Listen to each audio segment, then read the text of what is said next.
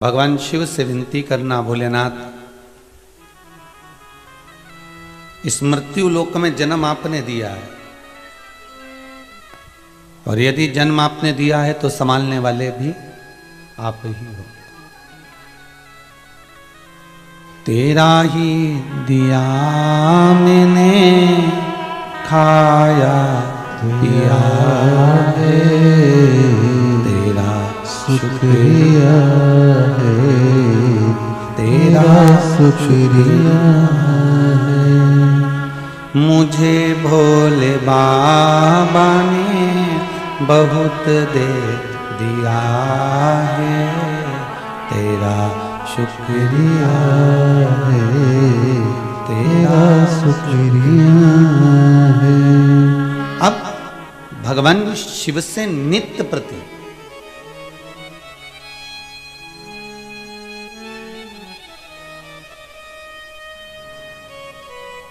देखिए, आपके जीवन का एक सुख, आपके जीवन का एक आनंद आप भगवान के श्री चरणारविंद में पहुंचकर पा सकते हैं। भगवान के पावन चरणों में पहुंचकर पा सकते हैं। पर शिव महापुराण और रामचरितमानस में तुलसी बाबा ने रामचरितमानस में लिखा, वेदव्यास जी ने शिव महापुराण में लिखा कि विश्वास लेकर अगर जीव जाता है तो उसको कुछ ना कुछ मिलता जरूर है। कल धन्ना जाट की जब अपन ने कथा सुनी थी तो उसमें कहा था कि एक पत्थर पंडित जी ने उठाकर दे दिया था उससे पीछा छुड़ाने के लिए, कि कैसे भी इससे पीछा छूट जाए, और एक पत्थर उठाकर दे दिया कि यही भगवान है तो इसी की पूजन कर ले। और एक पत्थर की पूजन धन्ना जाट करने लगा, छोटा सा बालक। और एक पत्थर की पूजन से भगवान प्रकट हो जाते हैं और प्रकट होकर धन्ना जाट को सब कुछ दे देते हैं, और सब कुछ के साथ में तो भगवान खुद उसके हो गए। सब कुछ अगर मिल भी गया और अगर भगवान हमारा नहीं हो पाया, विश्वास ही जागृत नहीं हो पाया, तो फिर क्या मतलब। भगवान अगर धन देना, आपको दौलत दे, आपको संपदा दे, सत्ता दे, वैभव दे, सारी संपदा यदि आपको भगवान दे दे तो भगवान से एक प्रार्थना जरूर करना कि तुमने दिया है तो तुम मेरे साथ हर पल रहना। केवल धन और दौलत, संपदा, सत्ता और वैभव ये मिल जाए और उसके बाद अगर परमात्मा हमसे दूर हो जाए तो उसका कोई महत्व नहीं, हमारा उसका कोई मूल्य नहीं। शंभो शरणे पड़ी मांगू घड़ी रे घड़ी, दुख काटो दया करी दर्शन आपो, दया करी दर्शन आपो। शंभु शरणे पड़ी मांगू घड़ी रे घड़ी, दुख काटो दया करी दर्शन आपो। बाबा तेरा साथ हमारे साथ हर पल बना रहे। शंकर विश्वास रूपी है, शिव विश्वास है, और विश्वास कभी समाप्त नहीं होना चाहिए। किसी को अगर धोखा दे दिया है, किसी के साथ आपने छल कर लिया, तो ये मत सोचना कि आप महान हो गए। ये विचार करना कि उस व्यक्ति ने आप पर विश्वास कितना करा होगा जिसको आपने धोखा दिया है, जिसके साथ आपने छल किया। एक गुलाब के फूल से कांटों ने पूछा तेरी जिंदगी क्या है।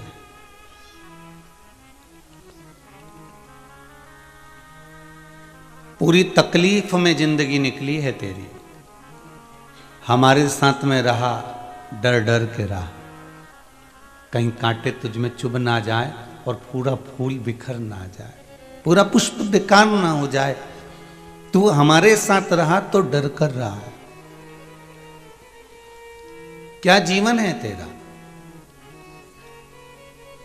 और एक दिन जब टूटता है, कहीं चढ़ भी जाता है तो उतरने के बाद कहीं कचरे के ढेर में पड़ा रहता है, कहीं कचरे के ढेर में तू पड़ा हुआ है। क्या जीवन है तेरा।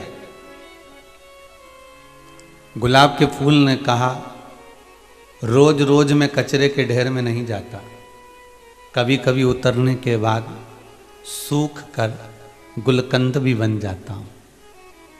रोज कचरे के ढेर में नहीं जाता। कांटा जैसे गुलाब के फूल को बार बार कह रहा है, कांटा गुलाब के फूल का एक हृदय कमजोर कर रहा है, तो गुलाब का फूल भी कह रहा है कि मैं रोज कचरे में नहीं जाता, एक दिन मैं गुलकंद बन जाता हूं। उसी तरह आप अपनी हिम्मत ना हारिए। जिस कर्म को करने के लिए आप तत्पर हैं, जिस कार्य को करने के लिए अग्रण्य हैं, कोई काम छोटा नहीं होता कि ये काम ये छोटा है, या चाय की दुकान है, या प्रेस की दुकान है, या कपड़े की दुकान है, या पान की दुकान है।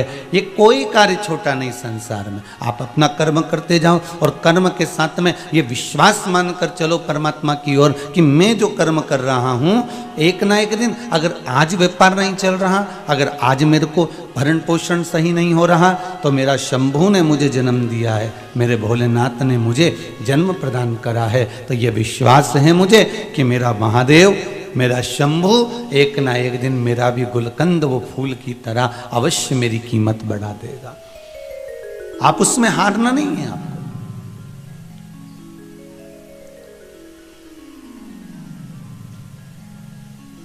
जीवन तो जीना है मनुष्य को। जैसे वो आइसक्रीम नहीं होती, खाओगे तो भी पिघल जाएगी, और नहीं खाओगे, अरे जम के तो बोलो, तो भी पिघल जाएगी। तो क्या करोगे, खा ही लोगे ना, क्योंकि पिघलने के बाद तो खाओगे नहीं तुम उसको। आइसक्रीम जैसा जीवन है।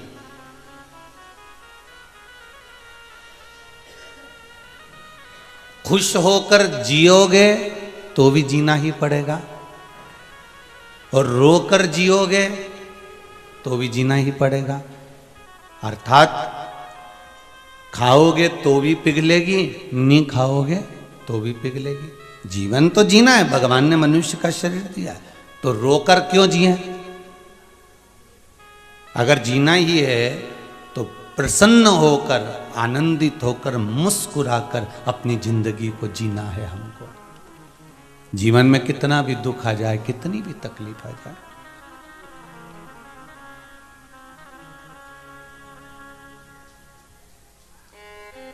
कल एक बेटी कह रही थी, गुरुजी शाम की बात है, बहुत दुखी हो गई हूं मैं, इसलिए मैं तो जा रही थी प्राण छोड़ने के लिए, पर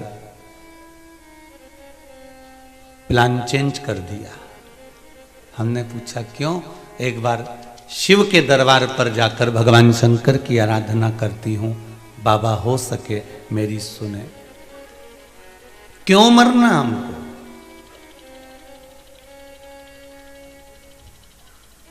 अगर उस परमात्मा के यहां से नहीं आई ना तो मत जाना, जबरन जाओगे ना तो लोकल डब्बे में जाना पड़ेगा।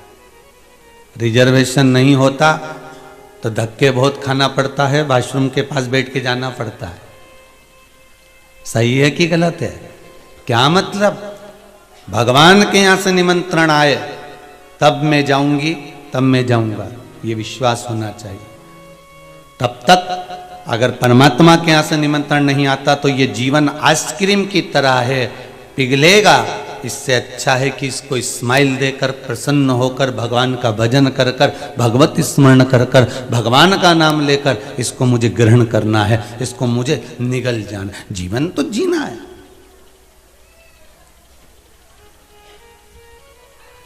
और किसके लिए रो रहे हो साहब?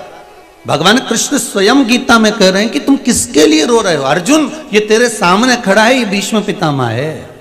तुम मत चला बाण, ये भीष्म पितामह चलाएगा, प्रैक्टिकल करके देख। अर्जुन ने कहा ऐसा होता है क्या? मेरे पितामह मुझे मारेंगे? अर्जुन, अब मैं तुझसे कहता हूं कि तू रख दे ये गांडीव, रख नीचे गांडीव। अर्जुन ने जैसे गांडीव नीचे रखा, भीष्म पितामह ने साध कर बाण छोड़ा। भगवान ने कहा ये देख ले, किसके लिए रो रहा है अर्जुन? तू अगर बाण नहीं चलाएगा तो भीष्म पितामह चलाएंगे, तू अगर नहीं मारेगा तो ये मारेंगे। तुझे सामने लगता है गुरु द्रोणाचार्य खड़े हुए हैं, तुझे लगता है कि ये तेरे कौरव, तेरे भाई खड़े हुए हैं, तेरा दुर्योधन, तेरा दुशासन भाई खड़ा हुआ है, पर जितने तेरे सामने खड़े हैं सब तेरे रिश्तेदार हैं। तू एक बाण मत चला, पर सामने से जो शस्त्र आएगा तो उनको झेल नहीं पाएगा। तेरे से बलवान बाण सामने से कर्ण चलाएगा, सामने से भीष्म पितामह चलाएंगे, गुरु द्रोणाचार्य चलाएंगे, दुर्योधन चलाएगा। अर्जुन, किसके लिए रो रहा है तू? ये सामने खड़े इनके लिए। और मेरा जो लोग कहते हैं कि हम मरने जा रहे हैं, हम तो प्राण छोड़ देंगे, मैं कहूं उनसे कि तुम किसके लिए मर रहे हो? जो तुम्हारे जाने के बाद नुक्ती खाए, खोपरा पाक खाए, गुलाब जामुन खाए, तो क्यों तुम मरो? तुम तो जिंदा रह के उनके प्राण खाओ,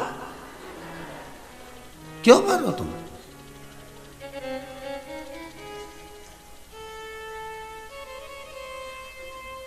तेरा तेरा दिन याद करे, क्यों रे नर सुमिरन क्यों नहीं करे।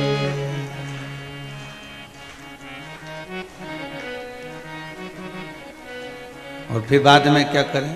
तेरा दिन बाद नुकती झड़े, जो रे नर सुमिरन क्यों नहीं करे, सुमिरन क्यों नहीं करे, क्यों रे मन सुमिरन क्यों नहीं करे।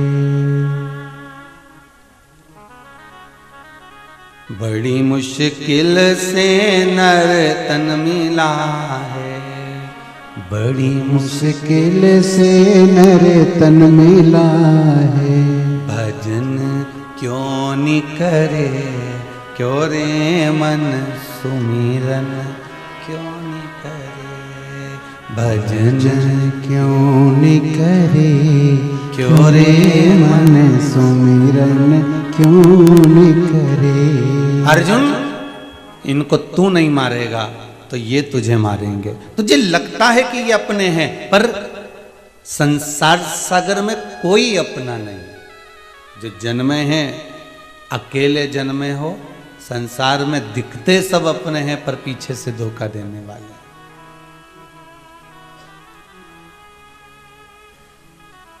अरे भाई, संपूर्ण संसार सागर मतलब में जी रहा है। ये भगवान कृष्ण केवल अर्जुन से नहीं कह रहे, संसार के प्रत्येक जीव से कह रहे, प्रत्येक जीव से।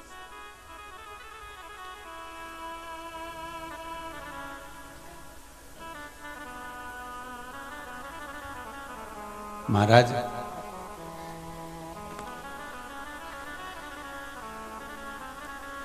विश्वास अगर पूर्ण है, भरोसा अगर दृढ़ी है, तो परमात्मा सामने ही खड़ा मिल जाएगा।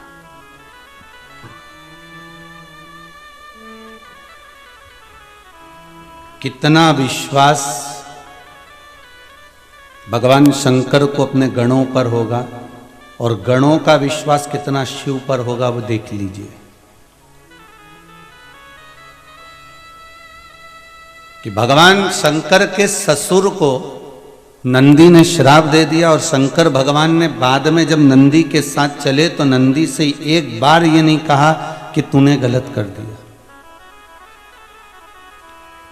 एक बार भी नहीं बोले। उन्होंने बस इतना जरूर कहा कि नंदी तूने ये क्या कर दिया। मेरे ससुर थे वो। प्रभु ससुर आपके थे, रिश्तेदारी आप निभाओ, हम आपके सेवक, आपके मित्र, आपके सखा, आपके द्वारपाल, आपके सेवादार, आपकी रक्षा करने वाले, हम आपका बुरा नहीं सोच सकते।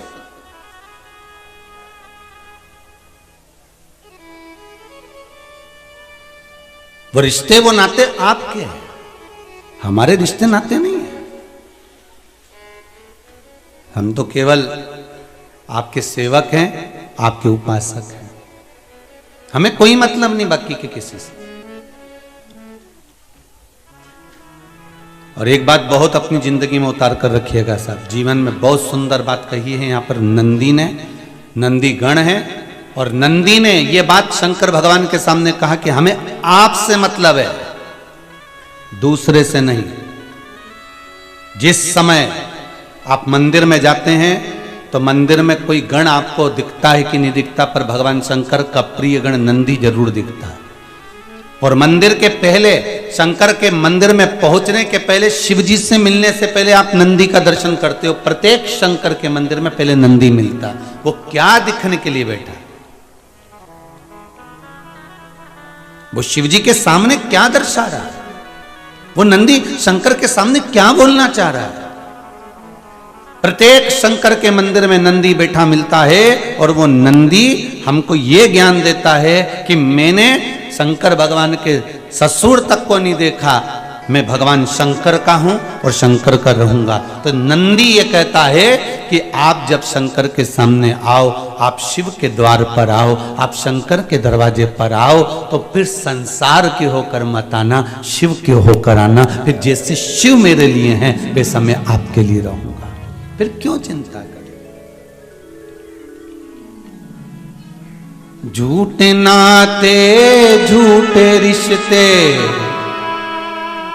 अरे झूठा है संसार हमने देख लिया, सब मतलब के यार हमने देख लिया। शिव महापुराण की कथा कर रही है और वायु पुराण में वर्णन किया है, अगर नंदी गण नहीं होता तो संसार सागर में मनुष्य भी जहरीला होता। वैसे तो जहरीला आज भी है,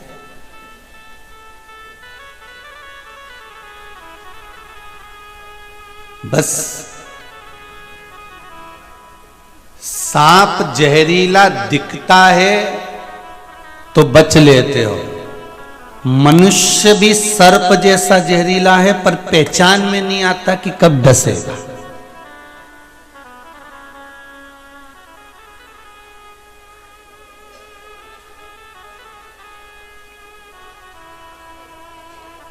अगर नंदी नहीं होता तो मनुष्य भी सांप जैसा विष उगलता, अगर नंदी नहीं होता तो।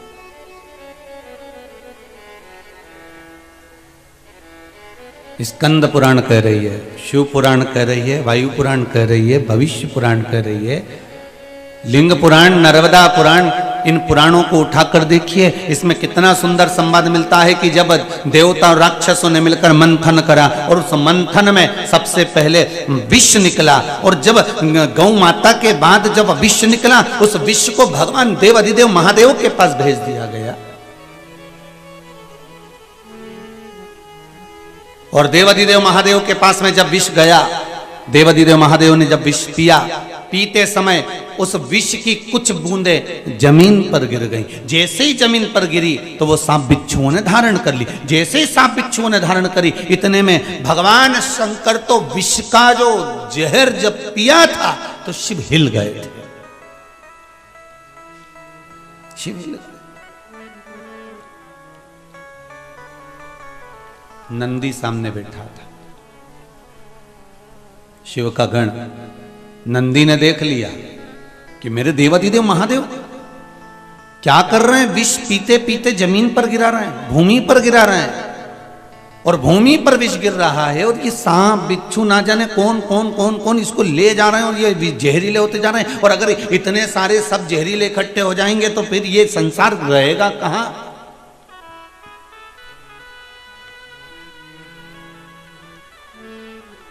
शिव विष पी रहे थे, बूंदे नीचे गिर रही थी, तो नंदी ने सांपों से पूछा। देखिए गण किसको कहते हैं, जरा बहुत ध्यान देना। केवल एक का हित नहीं, संपूर्ण संसार का हित भगवान शंकर के गणों ने करा। अगर भगवान शंकर के गण नहीं होते तो शायद हम रहने का तरीका भूल गए होते। रहने का तरीका कोई सिखा सकता है तो शंकर के गण सिखा सकते हैं।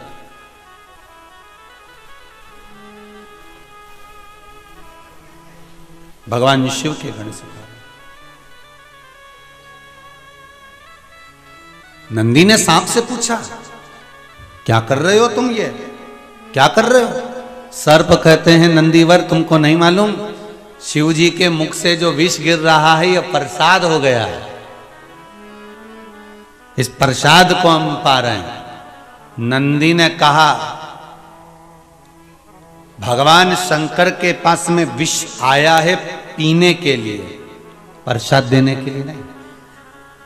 कोई कोई प्रसाद ऐसा होता है जिसको स्वयं को लेना पड़ता है, दूसरे को नहीं दिया जाता, जैसे पशुपति व्रत का प्रसाद।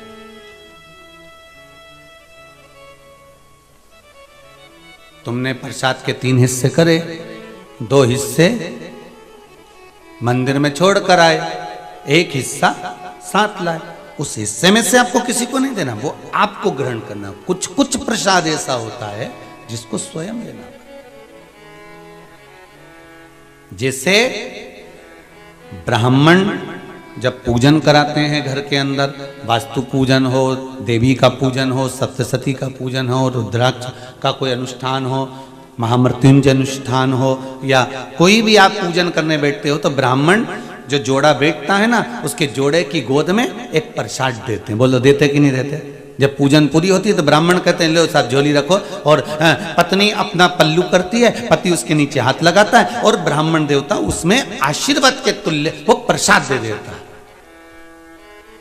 अब वो प्रसाद जो ब्राह्मण ने तुम्हारी झोली में दिया है, गोद में दिया है, वो किसी को बांटने का नहीं होता।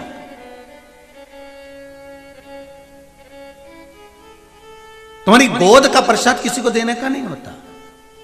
जैसे शिव महापुराण जब विराम होती है, तो विराम होने के बाद में जब 7वें दिन जब बेलपत्र बांटी जाती है, बेलपत्र दी जाती है कुबेर भंडार की, तो वो बेलपत्र, कई माताओं की आदत रहती है कि हमको 2 दे दो, हम 3 ले लें, हम 4 ले लें, तो हमारी बेटी को दे देंगे, ना उसको दे देंगे, ना उसको दे देंगे। अर्थात तुम अपनी लक्ष्मी दूसरे को दे रहे हो। इसलिए यहां से खड़े होकर भी ब्राह्मण आवाज लगा लगा कर कहते हैं, एक ही बेलपत्र लेना, एक ही लेना, एक ही लेना। पर हिवड़ा में आसक्ति तो इतनी, मेरे छोरी का दे देना, छोरा का दे दे, मैंने उसका दे देना, उसका दे, सब का लेने बटोरे, और पल्लू में बांध बना के ले जाने, तू भी ले जाने, तू भी ले जाने, तू भी ले जा। उसके बाद में फिर मन में सोचे, बताओ हम तो इतनी सारी बेलपत्र लाए थे, हमने लाल कपड़ा में धरी भी सरी, महाराज ने किया भी था कि लक्ष्मी बढ़ेगी, पर हमारी तो बढ़ी नहीं रही है। कारण क्या है? क्योंकि तू पहले ही तो सबको बट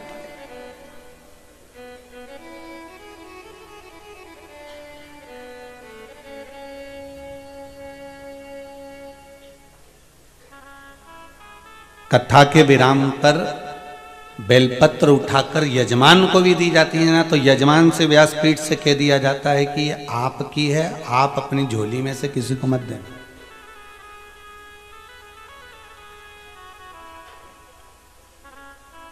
पर कितना समझाओ, हम तो इनंग से सुने, इनंग से निकाल दें, और बची कुची थी सब कपड़ा में से झटकार दे, और घर पहुंचे और घर वालों ने कहा क्यों क्या लाई, सब छोरा छोरी की ने, बहू ने, बेटा उनकी सबकी भरी लाई।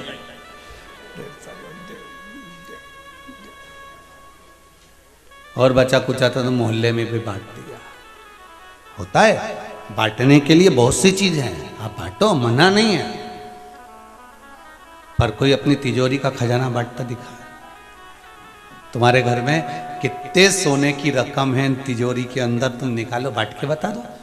बेलपत्री विराम के दिन की तिजोरी की रकम से कम नहीं होती कि वो बर भंडार है, ये कुबेर का खजाना है, ये साधारण नहीं हो सकती, ये साधारण नहीं है।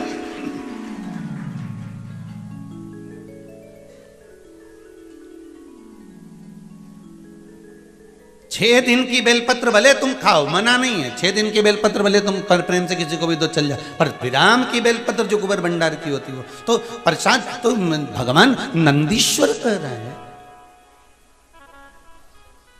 भगवान नंदीश्वर कह रहे हैं कि ये तुम क्या कर रहे हो। तो कहा महाराज जी शिव जी के मुख से नीचे गिर रहा है ना, तो उस प्रसाद को हम ग्रहण कर रहे हैं। भगवान नंदी ने कहा, भगवान शंकर ने तुमसे कहा कि ये प्रसाद लो।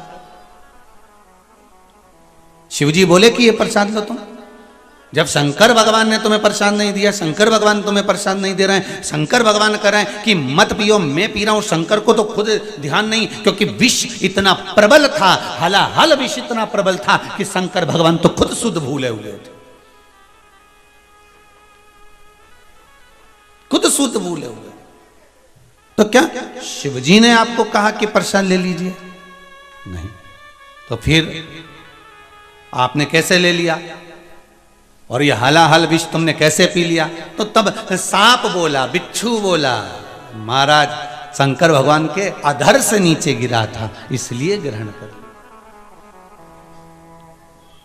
नंदी ने मन में सोचा, अभी तो सांप और बिच्छू इन लोगों ने लिया है, यहां तक भी सीमित रहने दो इस विष को।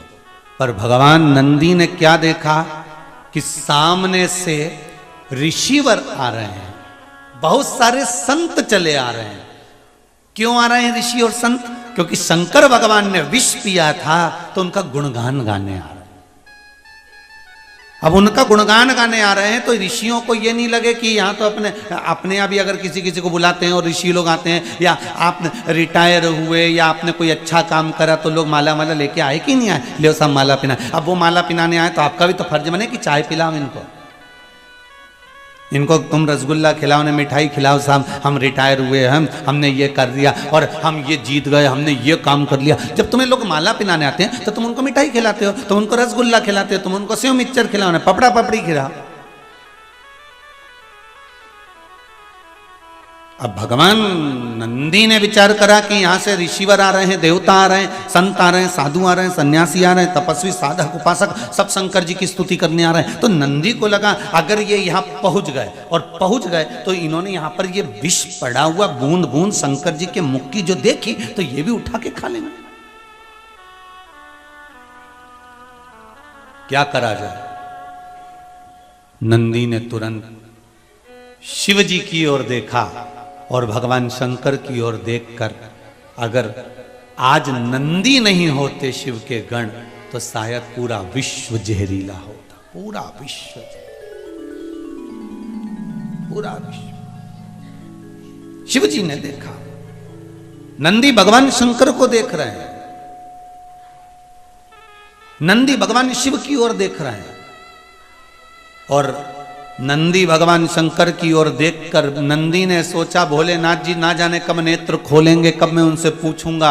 उससे पहले एक काम करता हूं, जितनी विष की बूंदें गिरी हुई हैं, जितना जहर भूमि पर गिरा हुआ है, इन सब को मैं चाट जाता हूं। और नंदी ने जो विष नीचे गिरा हुआ था, नंदी उसको जीभान से चाटने लगा।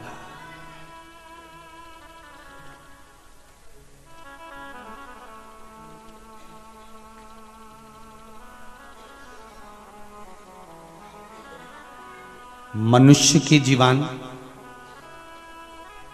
नंदी की जीवान, गौ माता की जो जिब्या होती है, आप लोगों में से कई लोग ऐसे होंगे जिन्होंने हाथ में रखकर कुछ खिलाया होगा। तो गाय जब जीवान फेरती है तो उसकी जीवान में हल्के से कांटे रहते हैं, ऐसे चुभने जैसे लगते हैं, जैसे कोई कुछ कंगा फेर रहा हो, कोई चीज से हमको खुजा ले रहा हो। दिया है कभी आप लोगों ने? गाय की जिभ्या में, नंदीश्वर की जिभ्या में थोड़ा सा भाव रहता है कांटे।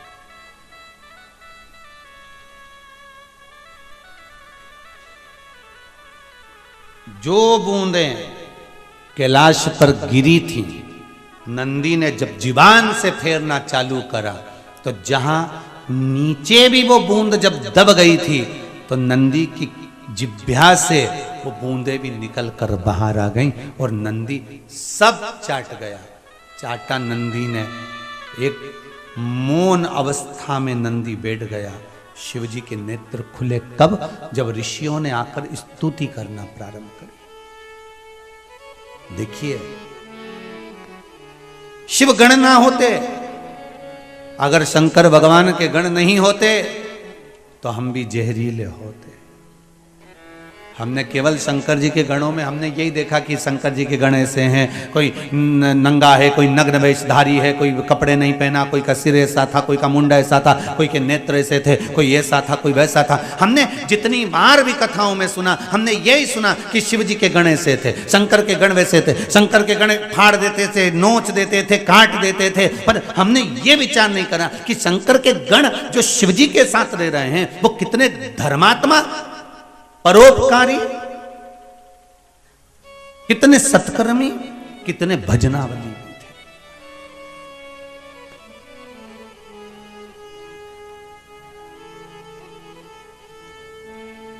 आप में से कितने लोग हैं जितने आस्था पर सुन रहे हो, जितने मोबाइल पर सुन रहे हो, फेसबुक यूट्यूब पर सुन रहे हो, कितने लोग हैं आप में से जो मंदिर जाते होंगे तो मंदिर में गंदगी देखकर वापिस आ जाते होंगे? कोई है ऐसा?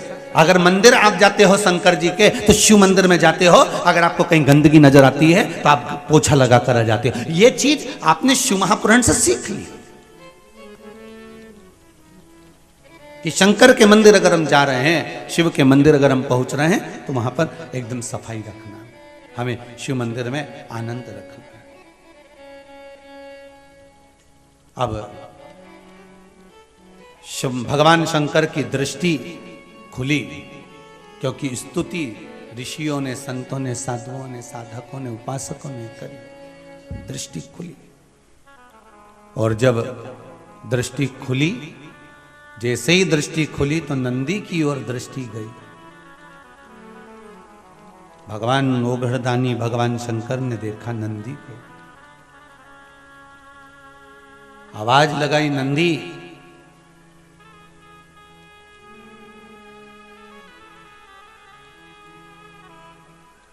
नंदी, ओ नंदी, आवाज लगाई, नंदी हिला नहीं। विष प्रबल था जिसको भगवान शंकर ने पिया था, प्रबल विष। नंदी फिर आवाज लगाई पर नंदी हिला नहीं। थोड़ी देर बाद देवाधिदेव महादेव जिन्होंने कंठ पर विष को रखा था वो उठकर खड़े हुए। सारे ऋषि, साधु, सन्यासी, तपस्वी, साधक, उपासक, संत, महात्मा सारे की सारे स्तुति गा रहे हैं। शंकर भगवान ने सबसे पहले नेत्र खोले तो उन साधु, संत, सन्यासी, तपस्वी, साधक, उपासक स्तुति गाने वाले पर नहीं गई भगवान की दृष्टि। अगर भगवान की दृष्टि गई तो नंदी पर गई। क्यों? शिव महापुराण की कथा कहती है ढोंग करने वाले और भजन करने वाले भगवान अच्छे से पहचानते हैं कि ये क्या कर रहा है। 2 घंटे तक माला लेके बैठ गए,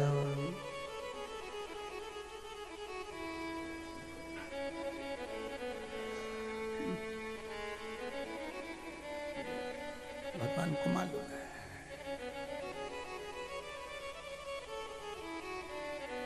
कौन फूल लेकर आया है और कौन दिल लेकर आया, भगवान को मालूम है। बिल्कुल नहीं बताया जाता भगवान को। भगवान को यह ज्ञात है कि कौन मेरे लिए आया है और कौन स्वयं के लिए आया है।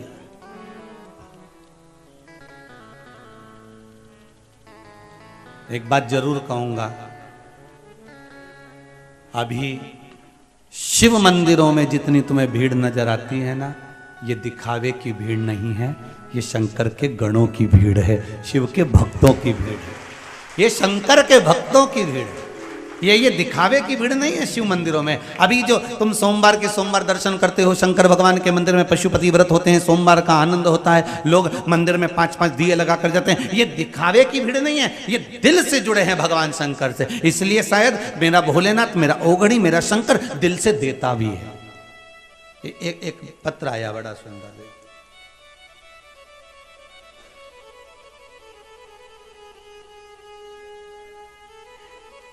कुलदीप सेन, चिंतामन गणेश, उज्जैन से आया।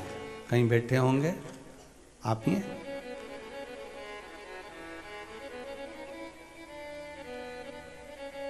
जरा खड़े होइए।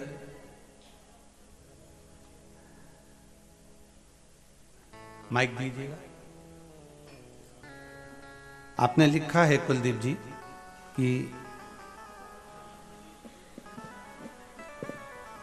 शादी के लिए 3 वर्ष से घर के लोग परेशान थे, आपने लिखा है।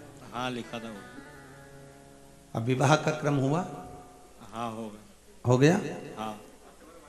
यहाँ पहले आए थे आप? हाँ आए थे 22 तारीख, 22 अक्टूबर को आए थे। हाँ। और दूसरी बार अभी आए हो, जनवरी है।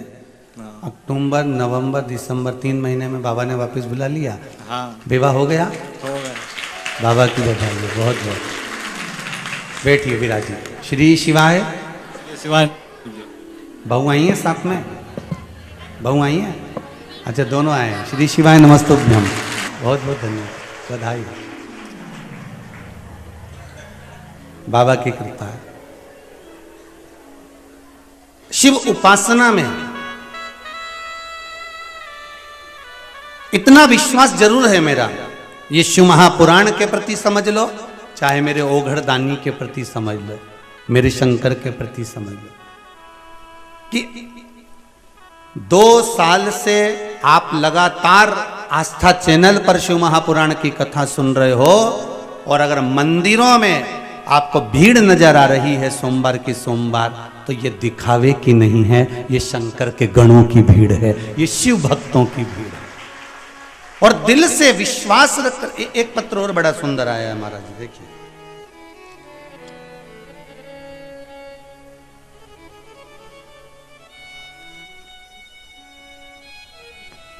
गुरुजी प्रणाम, मैं सुशीला पंचाल, मूसाखेड़ी, मयूर नगर, इंदौर से आई हूं। कहीं बैठे हैं क्या?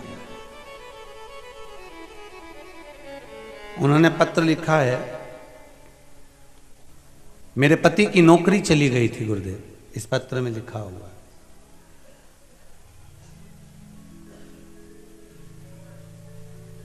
सोमवार की अष्टमी का 31 चावल के दाने, 31 बेलपत्र, 31 मूंग के दाने आपने चढ़ाने का उपाय बताया था। इस पत्र में लिखा है गुरुदेव, वो अष्टमी सोमवार की अभी गई है जिस पर मैंने ये किया था, और जिस समय नंदीश्वर पर मैं मूंग के दाने चढ़ा रही थी, तभी मेरे पति की नौकरी के लिए ऑर्डर आ गया और मेरे पति की नौकरी लग गई। ये पत्र में लिखा है। बहुत बहुत बधाई हो। ओघड़दानी की कृपा है इसमें, आप दिल से करो तो। आप बताओ सोमवार की अष्टमी कब गई है? अभी गई ना? अभी करे। अब आप लोगों ने उसको अनुष्ठान करा होगा और बाबा से विनय ही करी होगी। आप दिल से इतना विश्वास रखो कि शिव मंदिर में जो भीड़ बड़ी है, शंकर के मंदिर में जो लोग जा रहे हैं, ये दिखावे के नहीं हैं, किसी के द्वारा भेजे गए नहीं हैं, ये शंकर को दिल में रखकर, शंकर के दरवाजे जाकर शंकर को दिल से रिझा रहे हैं। ये शिव के गण के स्वरूप है। ये शंकर की निंदा नहीं सुनने वाले में से, ये शिव की निंदा नहीं सुन सकते। ये शंकर के भगत हैं, शिव के उपासक हैं, शंकर के भक्तों के आनंद में, जैसे नंदी, भृंगी, श्रृंगी, ये सारे जो शिव के गण हैं, उन नामों में मुझे विश्वास है कि जो शंकर की स्तुति कर रहे हैं, शंकर का भजन कर रहे हैं, शिव महापुराण को नित्य श्रवण कर रहे हैं, ये मेरा विश्वास कहता है कि ये भी शंकर के गणों की गिनती में ही आएंगे। ये पीछे नहीं हटने वाले, ये शिव के अपने हैं, कोई दूसरे नहीं। नंदी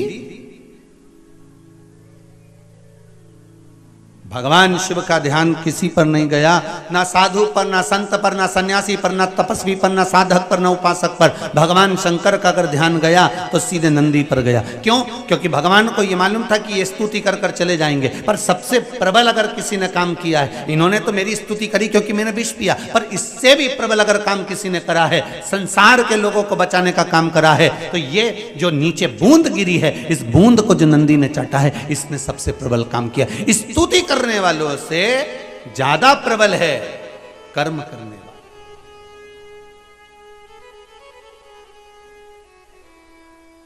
अरे भाई, स्तुति करने वालों का तो क्या है, जिसके गले में माला आती है लोग स्तुति उसी की करने लगते हैं।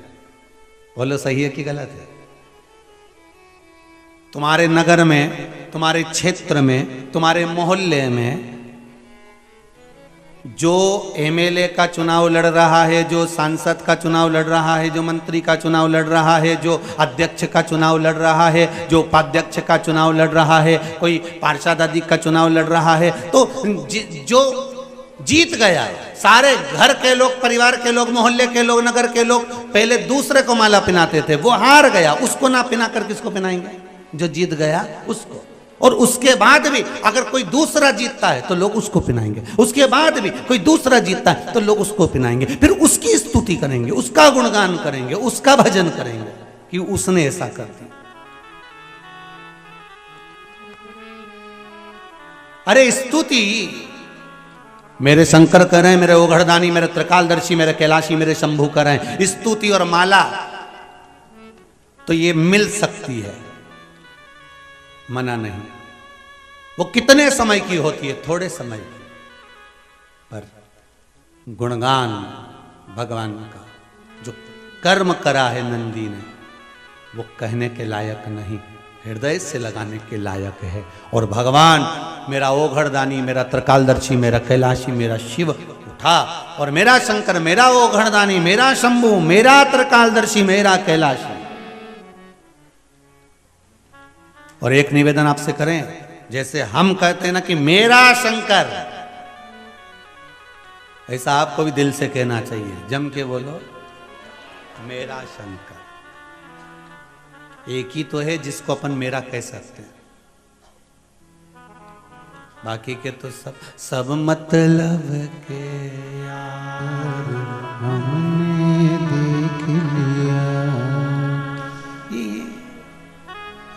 झूठे नाते झूठे रिश्ते, अरे झूठा है संसार हमने देख लिया। ये हम एक ही को तो अपना कह सकते हैं। किसी किसी को इसमें भी लगता है कि गुरुजी मेरा शंकर क्यों कहते हैं, उनका है क्या? तो तुम छाती ठोक के कहो कि मेरा है। तुम भी कहो, ये संसार में कभी तो कहो कि शिव मेरा है। और केवल सियोर वाले महाराज का अकेले का नहीं, तुम भी कह सकते हो मेरा है बस मेरा, वो ओघड़दानी मेरा है। हमें स्वयं को कहना है। भगवान शिव ने कहा, ये संत, ये साधु, ये सन्यासी, ये तपस्वी, ये साधक, ये उपासक जो मेरी स्तुति करने के लिए आए हैं, देवलोक में मैंने जो विष पिया उसकी स्तुति करने के लिए अगर ये आए हैं तो वो करें, मना नहीं है। स्तुति करने में मना नहीं, पर मेरा ओघड़दानी, मेरा शंभू, मेरा त्रिकालदर्शी, मेरा शिव गए और नंदी को उन्होंने गले लगा लिया। नंदी तो अचेत पड़े हुए थे, अचेत, कोई चेतना ही नहीं थी, कोई चेतना नहीं। नंदी तो अचेत पड़े हुए हैं, कोई चेतना है ही नहीं शरीर में, कोई चेतना नहीं। महाराज, श्री शिवाय नमस्तुभ्यं। भगवान शंकर का जैसे ये मंत्र अचेत को भी चेतना दे देता है, उसी तरह शंकर भगवान का मात्र शिवलिंग का स्पर्श हमें चेतना प्रदान कर देता है। शिव मंदिर के दरवाजे पर जाने से चेतना मिल जाती है। शंकर भगवान नंदी के पास गए और चेतना प्राप्त हो गई। अचेत था, पड़ा हुआ था। एक भोपाल का एक बालक है, शायद कोलार का है, शायद उसका नाम शुक्ला, आदर्श शुक्ला, कोलार भोपाल से। उसकी मम्मी ने, उसकी माता ने उस बालक का वीडियो भेजा होगा, मैं कहूँगा आस्था चैनल वालों के पास में, अगर वो वीडियो हो तो जरूर दिखाना। 4 साल से बेटा कोमा में था और जो माँ ने पत्र लिखकर भेजा है उसको व्हाट्सएप पर भेजा है। 4 साल से मेरा बेटा कोमा में पड़ा हुआ था, अचेत था, उसकी कोई चेतना नहीं थी। डॉक्टरों ने जवाब दे दिया कि अब ये पड़ा है तो ऐसे ही पड़ा रहेगा।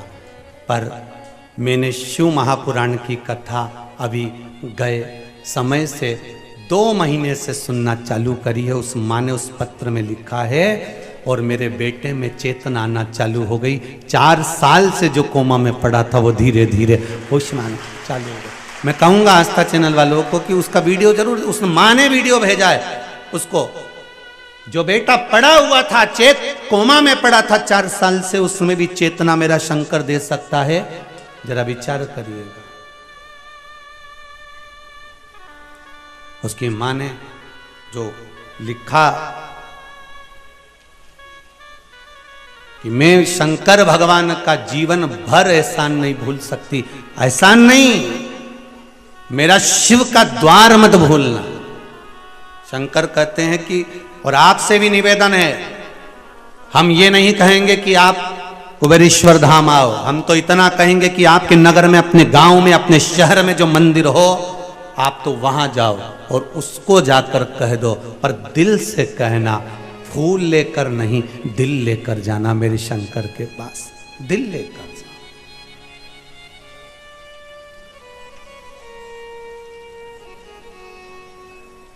4 साल से जो कोमा में पड़ा था जो बालक, तो उसकी माँ लिखती है कि गुरुदेव को ये पत्र जरूर पढ़ाना। और बहन आपका पत्र मिला व्हाट्सएप पे, आपने जो भेजा, वो बच्चों ने कहा हमको और उस बालक का फोटो भी दिखाया। हम बाबा से यही निवेदन करें कि अभी उसमें इतना आराम लग गया है तो बाबा उसको और आराम लगाएगा, और जरूर ये पक्का है कि वो बालक एक दिन चलकर कुबेरेश्वर धाम जरूर आएगा। ये विश्वास है, ये भरोसा है। और विश्वास स्वयं तुलसी बाबा कहते हैं, भरोसो दृढ़ इन चरणन करो। स्वयं सूरदास जी कहते हैं, भरोसो दृढ़ इन चरणन करो। केवल सूरदास बाबा कह रहे हैं कि भरोसा रखो, और तुलसीदास जी कहते हैं विश्वास रखो शिव चरण में। सूरदास जी कह रहे हैं, भरोसो दृढ़ इन चरणन करो, श्री वल्लभ नक चंद्र चटाविन सब जग माही अंधेर। भरोसा रखो। महाराज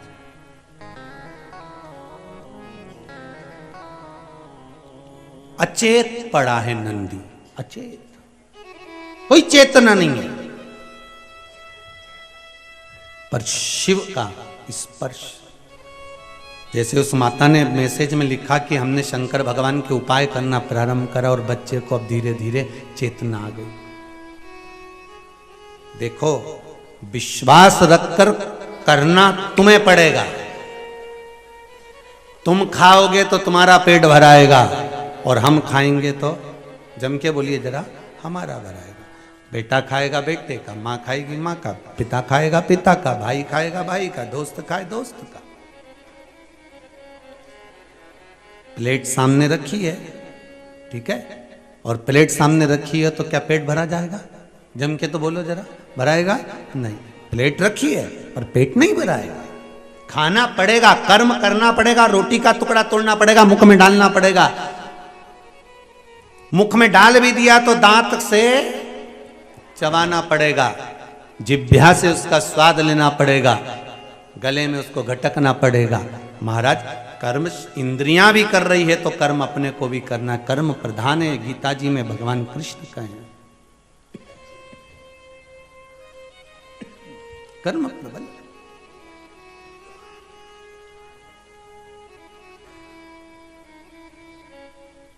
और कर्म की प्रबलता हो, कर सेवा तू लगन लगा के, मन में सच्चा भाव जगा के। महाराज कर्म प्रबल करो। भगवान शिव गए नंदी के पास में और नंदी के गले में बैया देकर शंकर भगवान ने कहा नंदी के कानों में, उठो नंदी उठो।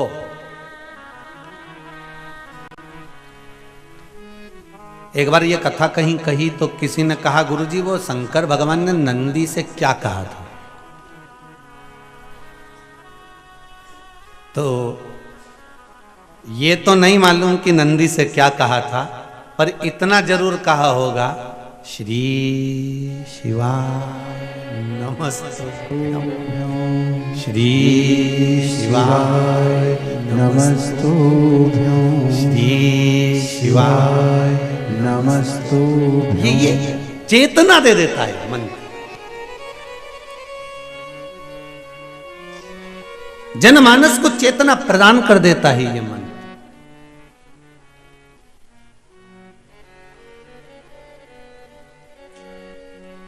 नंदी उठा, शिव जी को देखा आज भोलेनाथ जी मेरी पीठ पे बैठने की जगह मेरे गले से लगे हुए हैं।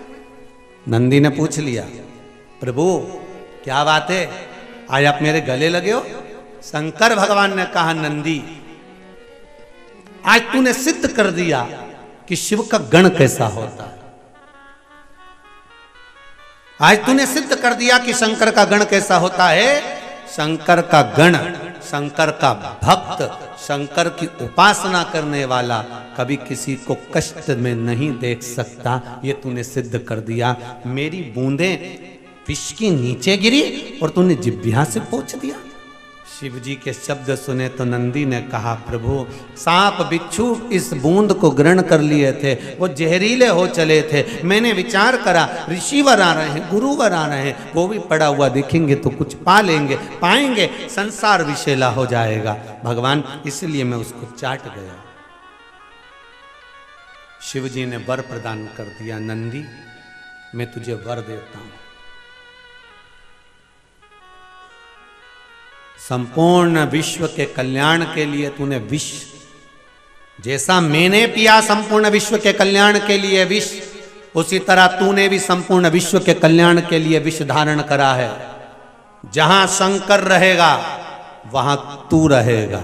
और सुन नंदी, संसार में जिसके दरवाजे पर तू लेकर जाएगा ये शंभु वहां उतर कर उसका कल्याण कर कर आएगा। ये शंभु शिव कह रहे हैं नंदी। इसलिए निवेदन है, कई लोगों ने कहा गुरुजी आपने सोमवार की अष्टमी के दिन नंदी के सामने मूंग क्यों चढ़वाई 31 दाना, तो उसका वर्णन शास्त्र आनंद में कर रहा है साहब।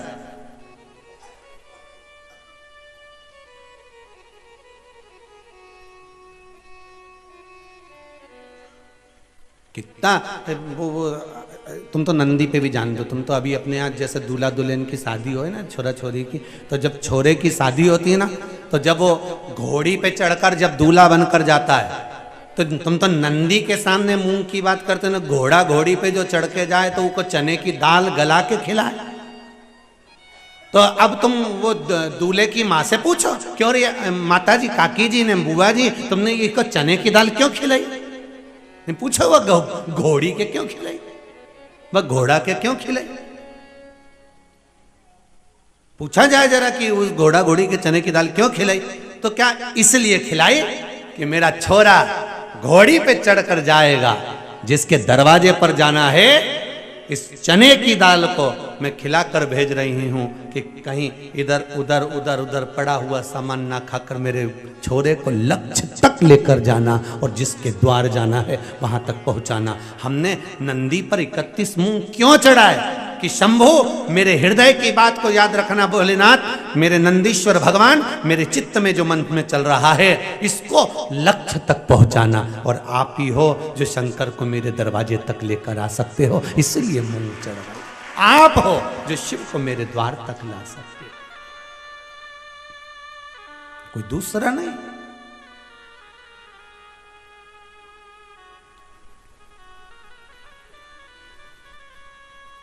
नंदी को गले से लगा लिया, कितना फलित, कितना आनंदित होंगे।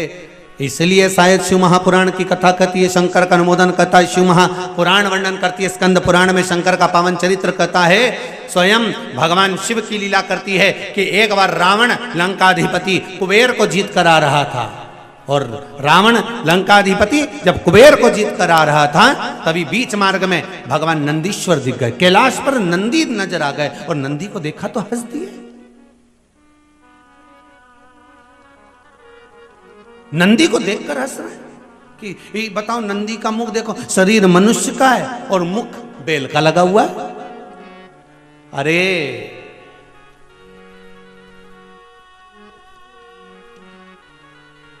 जब ये नंदी हुए थे ना, पृथ्वी से प्रगटे थे, सुंदर बालक थे, बड़े सुंदर, इतने सुंदर थे, इतने सुंदर थे। शिव महापुराण की कथा कहती है जैसे मेरे भोलेनाथ सुंदर थे ऐसे नंदी सुंदर थे। शिलाद ब्राह्मण के घर में जब जन्म हुआ, इतने सुंदर, इतने सुंदर, इतने सुंदर, कहते हैं देवलोक में जितनी अप्सराएं थी वो नंदी को देखकर उनकी ओर आसक्त हो जाती, इतने सुंदर थे भगवान।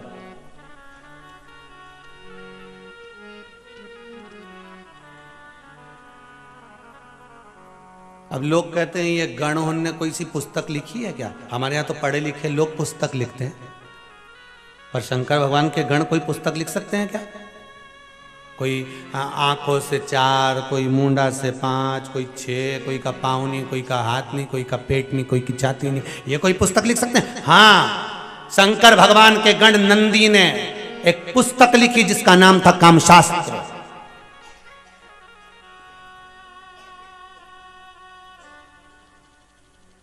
उन्होंने भी लिख दिया, एक शास्त्र लिखकर दे दिया। देवलोक की अप्सराएं, देवलोक की देवताओं के धाम में निवास करने वाली अप्सराएं नंदी को देखकर इतने आनंद में, इतना सुंदर बालक, इतना सुंदर बालक, इतना सुंदर बालक, बस इतना सुंदर जितने मेरे देव अधिदेव महादेव सुंदर, क्योंकि शंकर का ही तो एक स्वरूप है नंदी। जितने शिव सुंदर, कर्पूर गौरम करुणावतारम संसार सारम भुजगेवा सदा संतं विजयार वंदे भवं भवानी सहितं। इतने सुंदर है जो कर्पूर गौरम, कर्पूर के स्वरूप की तरह नंदी भी इतने सुंदर, मेरा शंभु भी इतने सुंदर, मेरा विश्वनाथ, मेरा महांकाल राजा, मेरा कैलाशी, मेरा कुबेर भंडारी, मेरा कुबेरेश्वर महादेव इतना सुंदर। नंदी भी सुंदर है, शिव भी सुंदर। अब नंदी को देखकर सब आसक्त हो जाए।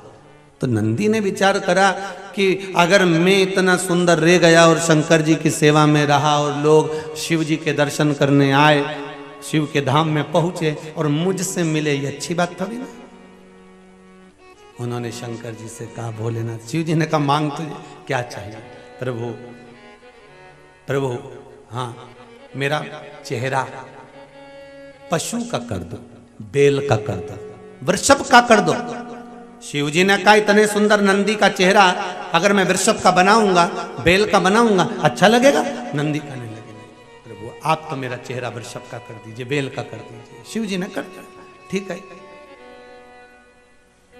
जितने गण तुमको पीछे फोटो में दिख रहे हैं, जितने एक भी सही साथ ठिकाने का दिख रहा है?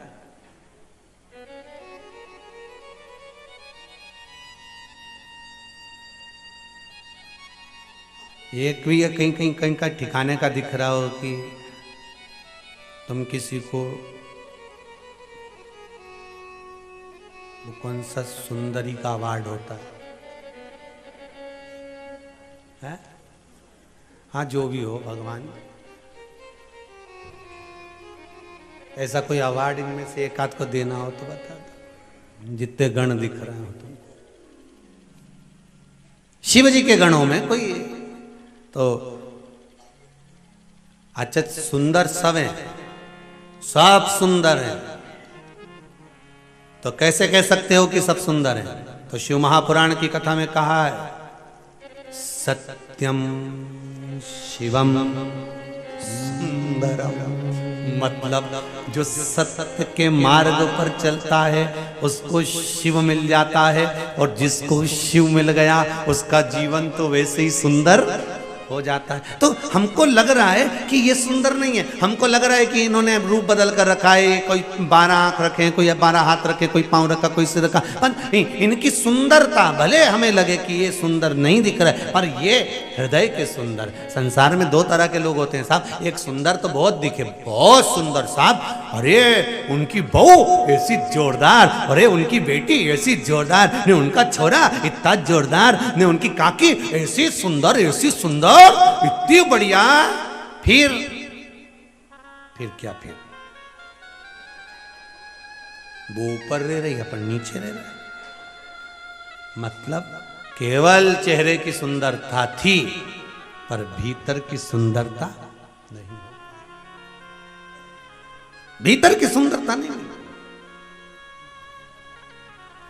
महाराज खूब सुंदर थे नंदी। नंदी ने कहा नहीं नहीं प्रभु, मेरे को ये स्वरूप नहीं चाहिए, मेरे को तो आप पशु का स्वरूप लगा दो, वृषभ का स्वरूप लगा दो, और मेरा ये स्वरूप बना दीजिए नाथ, मुझे ये स्वरूप नहीं चाहिए। भगवान ने कहा अरे नंदी तेरा स्वरूप बिगड़ गया। नंदी बोला मेरे को स्वरूप से मतलब नहीं, आप तो दाता तेरे चरणों के होना हमें दास है, तेरे चरण रज से बुझानी हमें कुछ नहीं चाहिए, आप तो अपना बनाकर रखो, जैसे हैं आपके रहें बस। भगवान ने उसको वृषभ का मुख लगा दिया,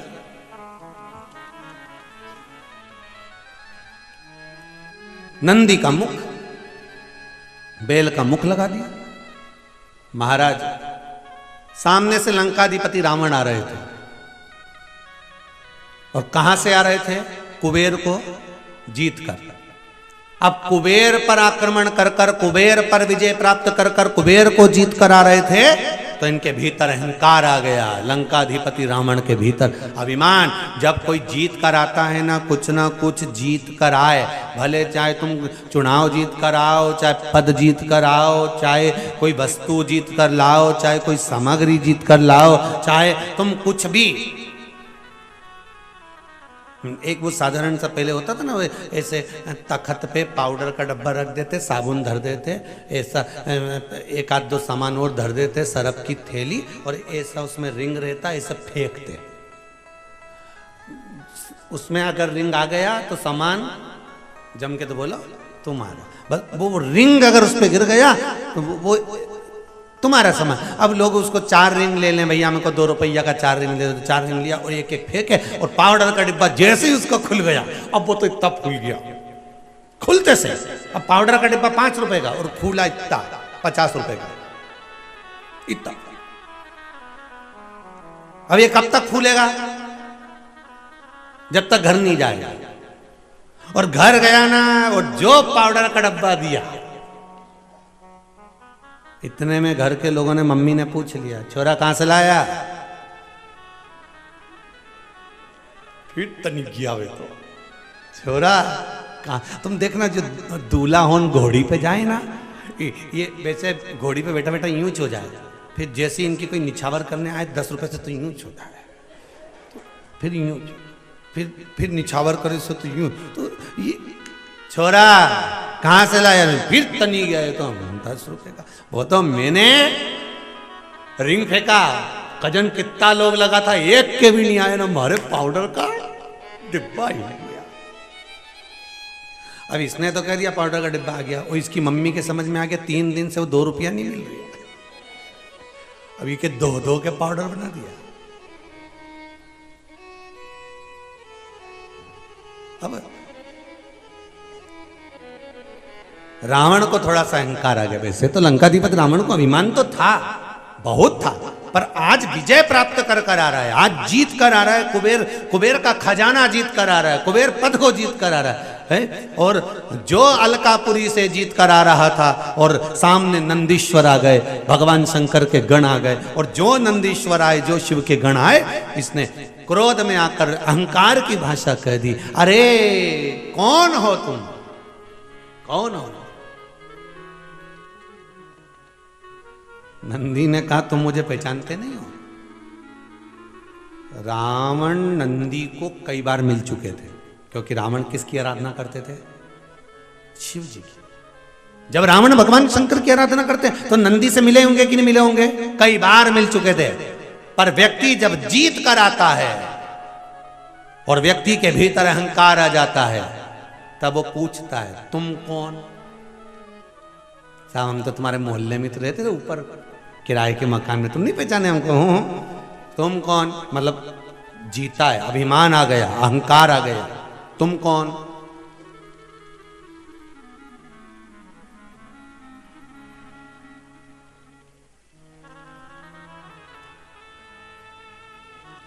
हम तो आपके मोहल्ले में रहते हैं, हम तो आपकी कॉलोनी में रहते हैं, आपके क्षेत्र में रहते हैं, और आप तो हमारे यहाँ 2-4 बार आके चाय भी पी के गए, और तुम ही पूछ रहे तुम कौन? अब रावण के नंदी से तुम कौन? तो नंदी ने कहा लंकाधिपति लंकेश, क्या तुम भूल गए मुझको? शिवगण नंदी हूं मैं।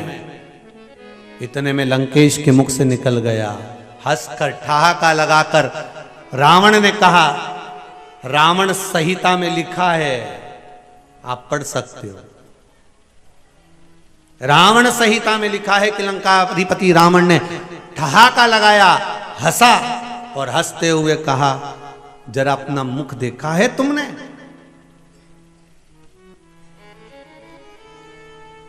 अपने मुख को देखा है आपने?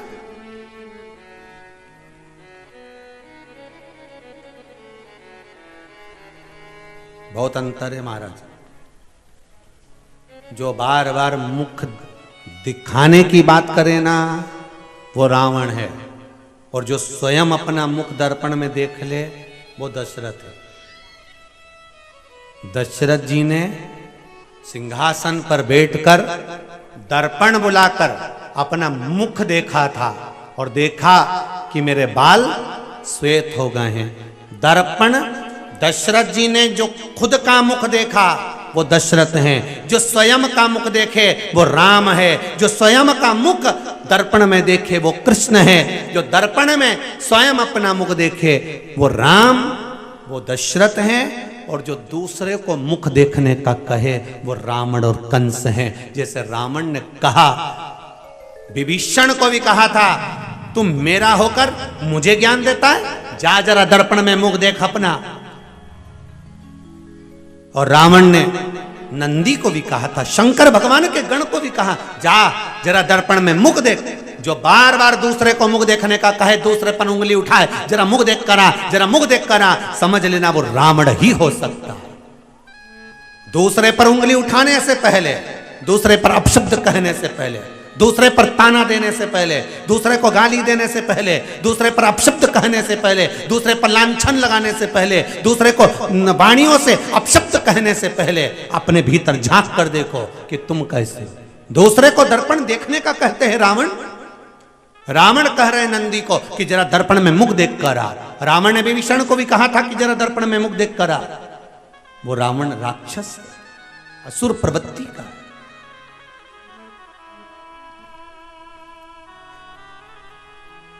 हम क्यों कहें,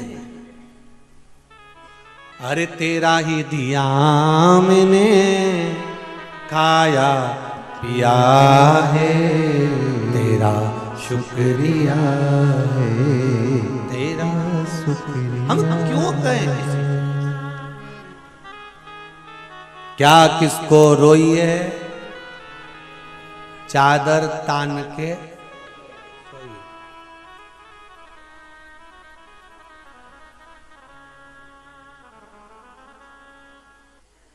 एक भक्त आया था आगरा से, 3 इधर चिपका गया, 3 इधर चिपका गया। एक में लिखा है तेरा क्या होगा रे कालिया।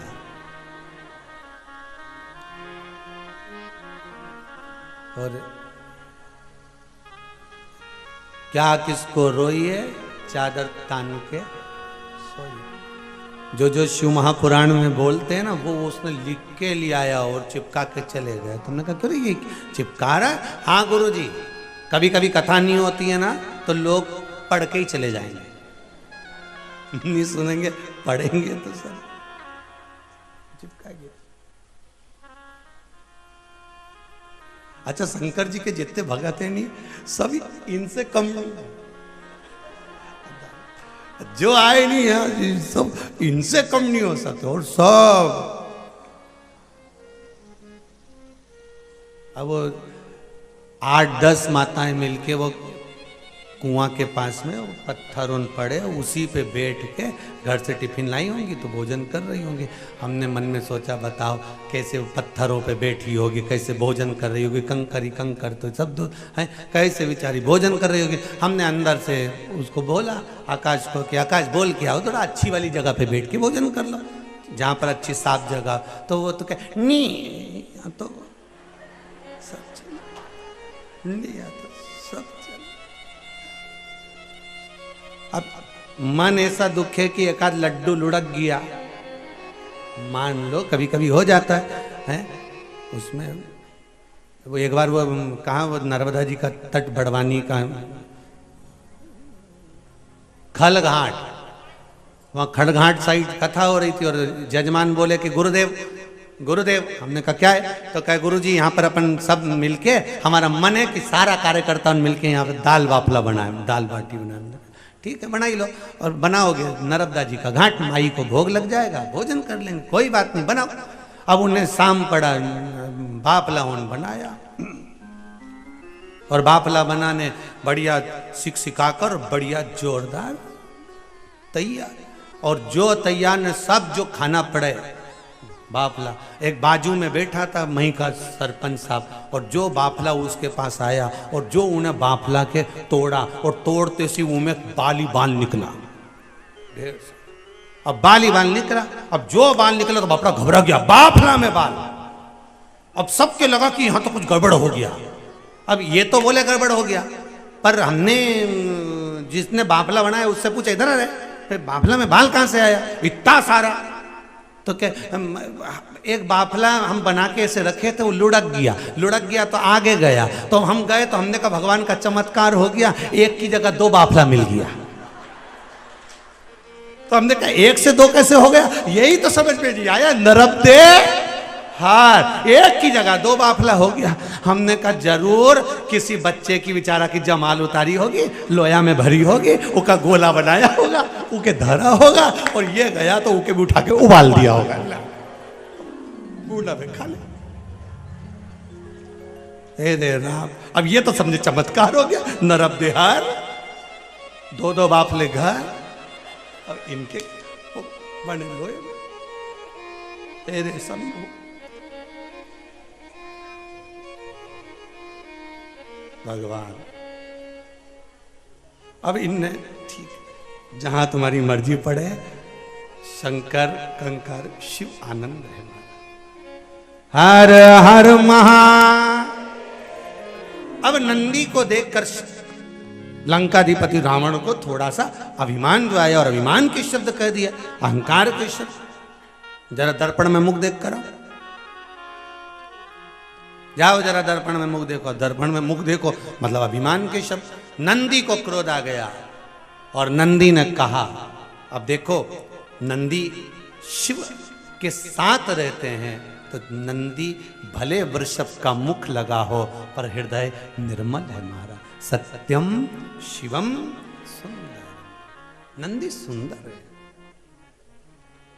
जो शंकर की आराधना करने वाले होते हैं ना, शिव का भजन करने वाले होते हैं, शिव की आराधना करने वाले होते हैं, शंकर का स्मरण करने वाले होते हैं, शिव तत्व को जानने वाले होते हैं, शंकर के मंदिर जाने वाले होते हैं, शंकर पर एक लोटा पानी चढ़ाने वाला, एक बेलपत्र चढ़ाने वाला, शिव का अभिषेक करने वाला, शंकर का अनुमोदन करने वाला जो होता है वो भीतर से, बाहर से कैसा भी दिखे जब, पर भीतर से वो निर्मल होता है, उसके भीतर कपट नहीं हो सकता।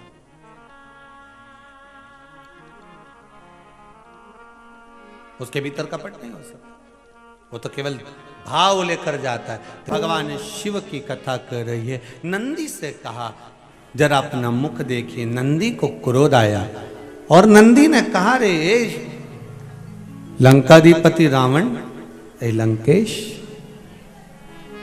लंका में निवास करता है तू, शिव की उपासना करने के बाद भी तू जान नहीं पाया शंकर के गणों के भाव को। शिव गणों का क्या भाव होता है, शंकर के गणों का क्या क्रम होता है, इसको जान नहीं पाया है तू। नंदी को क्रोध आया। दक्ष प्रजापति को श्राप दिया था कि तेरे को बकरे का मुख लगेगा। दक्ष प्रजापति को क्या श्राप दिया था कि तेरे को बकरे का मुख लगेगा, तेरे को बकरे का मुंह लगेगा।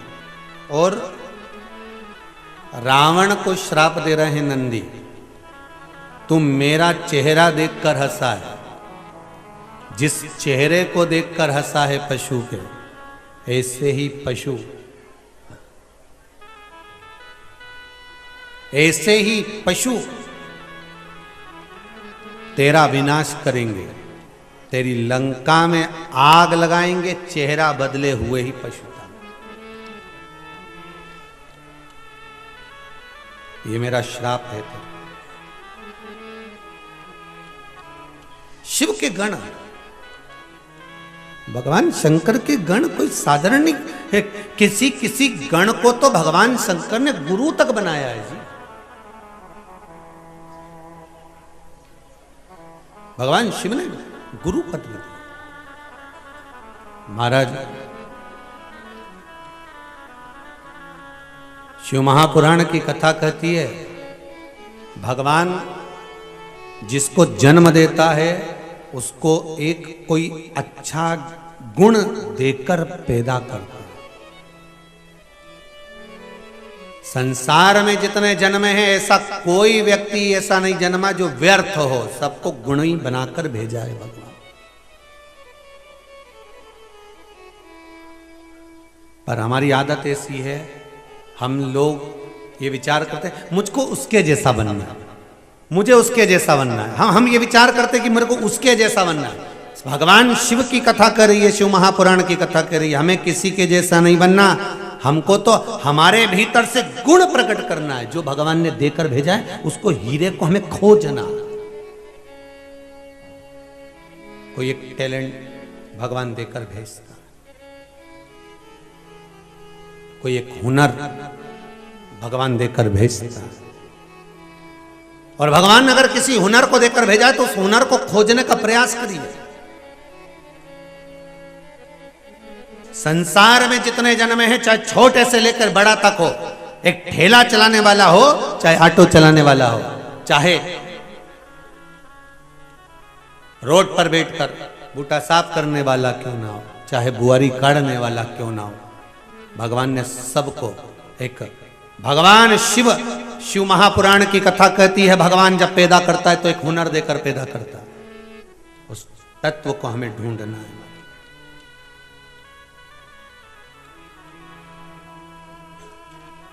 पर हम संसार में इतने भरमा जाते हैं कि हम अपने हुनर को भी ढूंढ नहीं पाते।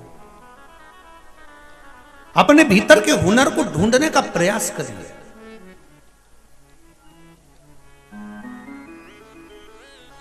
महाराज किसी ने पूछा, गुरुजी ये हुनर कैसे पता चलेगा कि हमारे भीतर कोई हुनर है?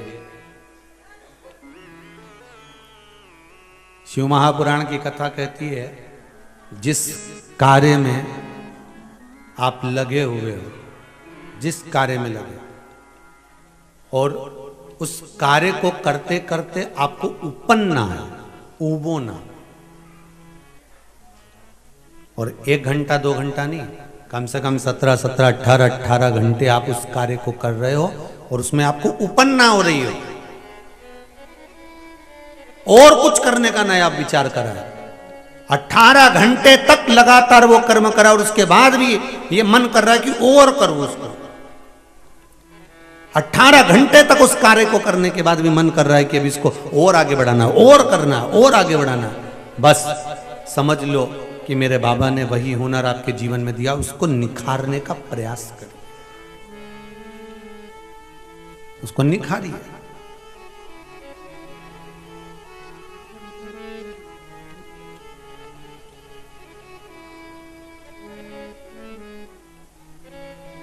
महाराज,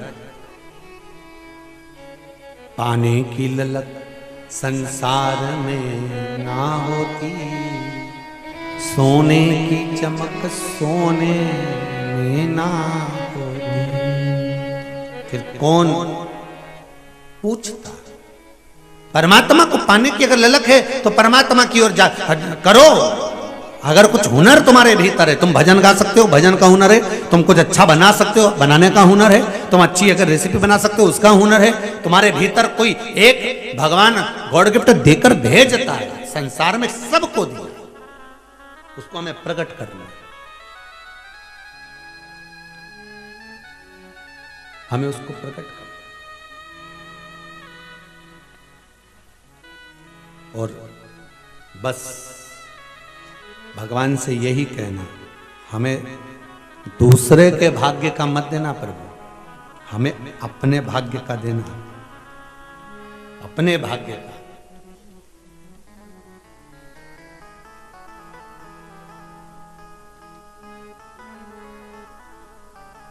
हमें दूसरे के भाग्य का नहीं चाहिए, हमें अपने भाग्य का देना। महाराज, रावण, ए लंकाधिपति लंकेश, तूने बिना सोचे समझे मेरे ऊपर एक उंगली उठा दी, और एक उंगली जब हम किसी पर उठाते हैं तो ये 3 उंगलियां अपने भीतर जाती है कि तुम अपने अंदर झांक कर देखिए, तुमने गलत किया। लंकाधिपति रावण हंसकर बोला, ठहाका लगाकर कहता है, अरे वृषभ नंदी, तू भूल गया मुझको?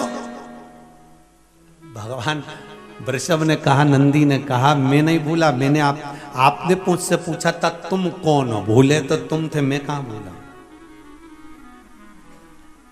मैं नहीं भूला, भूले तुम। और जैसे रावण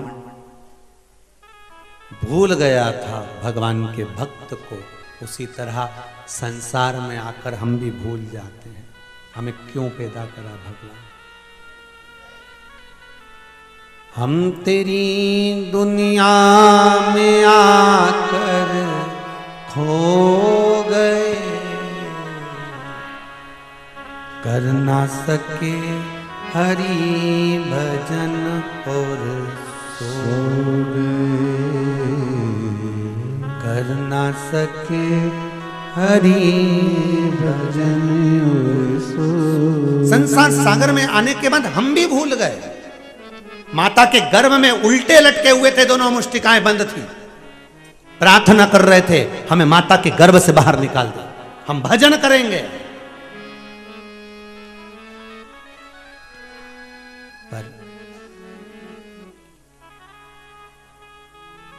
अब गर्भ से बाहर भी निकले, भगवान ने कहा चलो इतनी प्रार्थना कर रहा है, मुष्टिका बंद, अंदर प्रतिज्ञा कर रहा है मैं बाहर आऊंगा, भजन करूंगा। पर जैसे ही बाहर आया भजन से दूर हो गया। शंकर भगवान के गण, ध्यान देना, 33 कोटि देवता हैं, तो 33 कोटि देवताओं से बराबरी समझ लो उतने गण भी है। तो पूछा कि ये 33 कोटि देवताओं, तो इतने सारे भगवान शंकर के गण क्यों हैं, इतने गण क्यों? तो कहा ये गणों का एक काम है, मृत्यु लोक में जाना, और मृत्यु लोक में जाकर भगवान शंकर के भक्तों को छांटना, उनके दुखों को दूर करना। उनके मन की बात शिव तक ले जाकर कहना।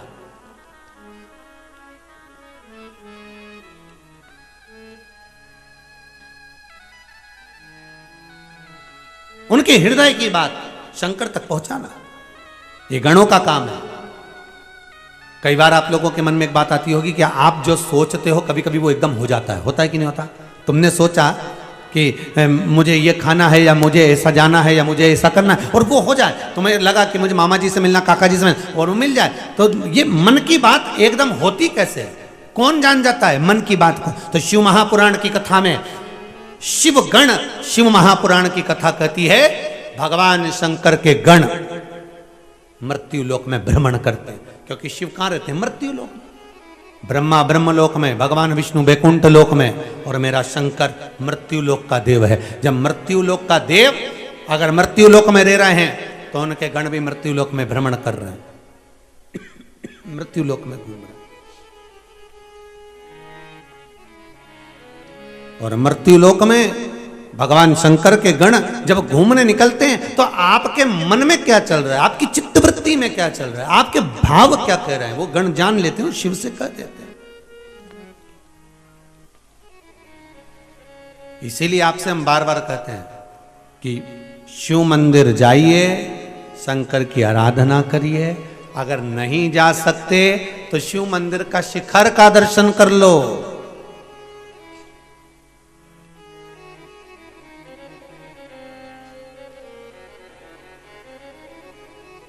शिव मंदिर की चौखट का दर्शन कर लो। और वो भी नहीं कर सकते तो मन से श्री शिवाय नमस्तुभ्यं, श्री शिवाय नमस्तुभ्यं। भगवान के चरणों को नमन करो। अच्छा, मंदिर भी हमको एक सीख दे देता है। जिस मंदिर में हम दर्शन करने जाते हैं मंदिर भी हमको सीख दे रहा है।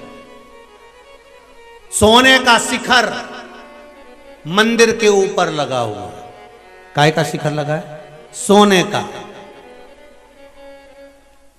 पर लोग माथा शिखर पे भड़कते हैं कि जमीन पर? जम के बोलो जरा, जमीन पर। सोने का शिखर मंदिर के ऊपर लगा हुआ है पर लोग मस्तक भूमि पर रखते हैं। सोने के शिखर की कीमत ज्यादा है कि वो पत्थर की कीमत ज्यादा है? अगर हिसाब लगाओगे तो सोने के शिखर की कीमत ज्यादा है, पत्थर की तो कोई कीमत नहीं है। भगवान भी कहता है मेरे दरवाजे पर धन की कीमत नहीं है, मन की कीमत है।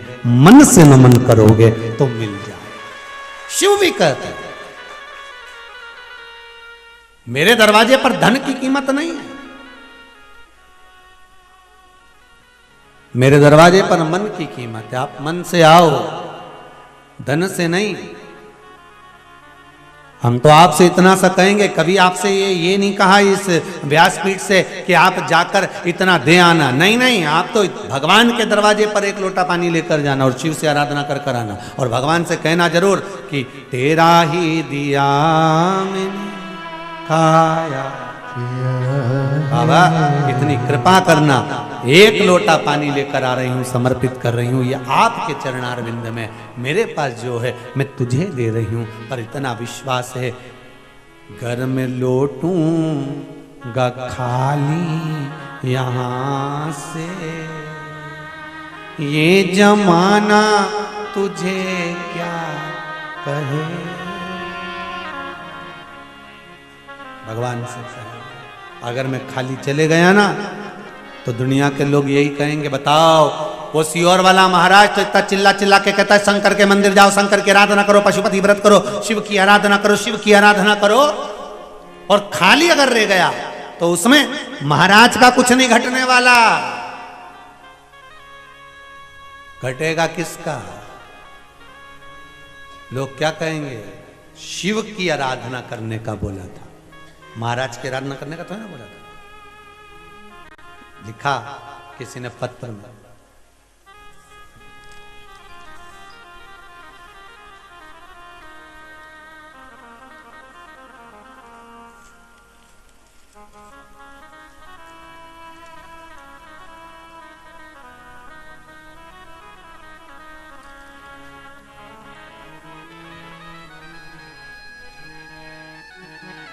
गुरुजी चरणों को नमन।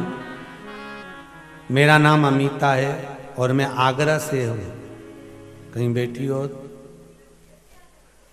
तो मेरे मम्मी पापा और बाकी के घर वाले मेरी शादी को लेकर काफ़ी सालों से परेशान थे।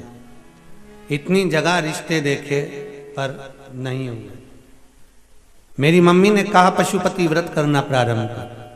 गुरुदेव पहला व्रत किया और बाबा की ऐसी कृपा हुई कि संबंध भी पक्का एक ही व्रत में हो गया। ये लिखा है पत्र में लिखा। कहीं बैठी हो तो बता दो। शिव आराधना, शंकर की आराधना होती है। एक पत्र और बड़ा सुंदर है, किसने लिखा? श्रीमती ममता गुप्ता, रायपुर जिला बड़वानी।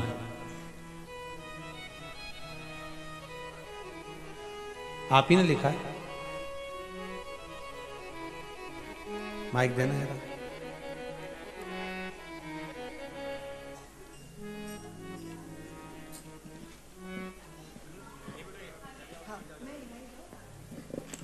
आपने पत्र में लिखा है गुरुदेव। श्री शिवाय नमस्ते। श्री शिवाय नमस्ते। कहाँ से आई हैं दीदी? राजपुर जिला बड़वानी। जिला बड़वानी से। आपने पत्र में 2 चीजें लिखी है, बड़ी सुंदर लिखी है। हाँ सर। क्या बाबा ने कृपा करी है? पशुपति व्रत किया था गुरुदेव। हाँ सर, हाँ गुरुजी। कल मैं पूजा करने गई और पूजा करके घर आई और मैंने अपने पति से कहा कि मुझे कुबरेश्वर धाम चलना है और आज मैं यहाँ आ गई गुरुदेव। बाबा ने बुला लिया।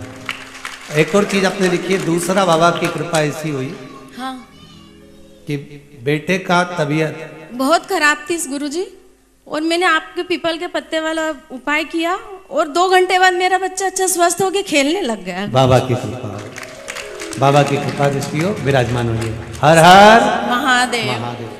यही शिव की कृपा। आप दिल से अगर रिझा रहे हो उसको, आप दिल से अगर निवेदन कर रहे हो उसको, आप दिल से कह रहे हो उसको, तो वो क्यों ना सुने।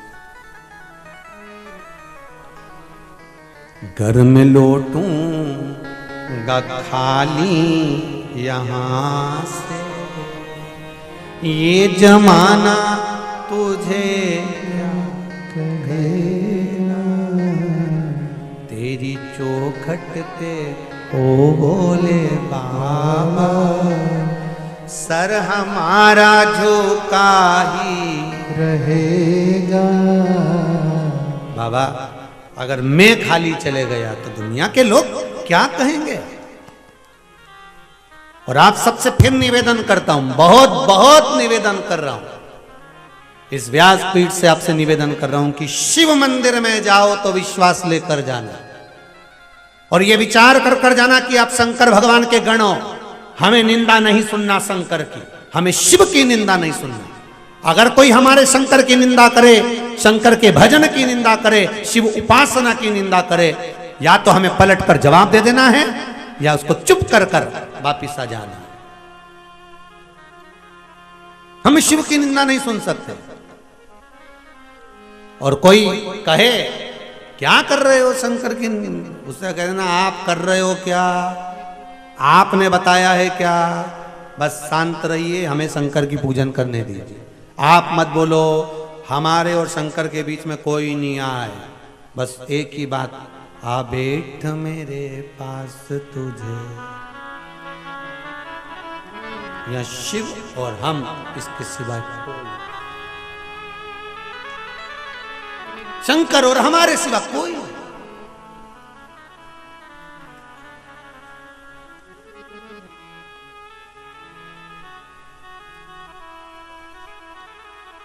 कोई कह रहा था गुरुजी हमारा मन हो रहा है कि जहां कुबरेश्वर धाम बन रहा है इसके आसपास में कहीं जमीन खरीद के हम बड़ी सी होटल बना ले। हमने कहा बना के क्या करोगे? अरे भगत लोग आते हैं, थोड़ी अच्छी चलेगी। हमने कहा यहाँ हमारा ही नहीं चल रहा, यहाँ तो शिव का चलता है, जो कुछ चलती शिव की चलती। और होटल में लोग जाके रहेंगे तो ये बाबा के धाम के कंकर संकर में हर पल हर घड़ी उनको तो यहीं भोजन, यहीं बाबा का दर्शन और यहीं पड़े रहना है। तो क्यों आदमी होटल जाएगा? तीर्थ में जाने के बाद अगर एसी के रूम में सोकर आप अपना जीवन बर्बाद कर रहे हो तो तीर्थ जाना छोड़ दो। तीर्थ में तो ऐसे जाना कि शरीर में कष्ट होना चाहिए। शरीर में तीर्थ में जब कष्ट होता है तब भगवान तुरंत मिल जाता है। कष्ट शरीर में होना चाहिए। और तीर्थ में जाने के बाद भी अगर एंजॉय कर रहे हो, तीर्थ में जाने के बाद भी फुल एंजॉयमेंट का जीवन जी रहे हो तो तुम्हारा तीर्थ जाना बेकार है। वहां जाने के बाद शरीर में कष्ट हो, भूख लग रही हो और भोजन की तड़प हो, तब भोजन करने में आनंद आता है।